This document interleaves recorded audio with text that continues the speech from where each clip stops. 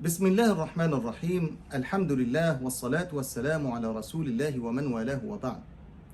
تابعنا معكم بقلوب يملأها الحزن ما يقوم به بعض أعداء الإسلام من النيل من القرآن الكريم، ونتوجه أولا إلى هؤلاء ونقول لهم: استجيبوا لله وللرسول. نقول لهؤلاء: تعالوا إلى كلمة سواء بيننا وبينكم. نقول لهؤلاء: تدبروا القرآن الكريم وردوا على ما فيه. تكلموا أو ردوا على الحجة بالحجة، على الدليل بالدليل، لا أن تقوموا بالإحراق وبالتدنيس وبالتطاول على المقدسات.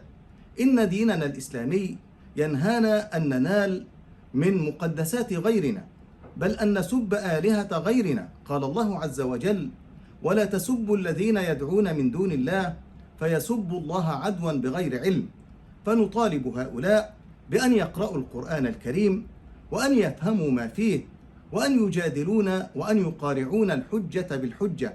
أما هذا الفعل الدنيء، هذا الفعل الخسيس والمتمثل في اللجوء إلى النيل من المقدسات، فهي حيلة الضعيف، حيلة التي لا يمتلك حجة ولا يمتلك دليل. أما نداؤنا أو رسالتنا الثانية فهي إلى شعوب العالم الإسلامي. نقول: آن للشعوب الإسلامية أن تسمع أعداء الله أصوات المسلمين. هبوا إلى نجدة مقدساتكم للدفاع عنها، أولا بنشر القرآن الكريم، بحفظه، بتعليمه، بتبليغه إلى أبنائكم وإلى غير المسلمين ثانيا. نقول للشعوب الإسلامية: هبوا لنجدة مقدسات المسلمين، أعلنوا أصواتكم عالية برفضكم لهذه التصرفات الدنيئة.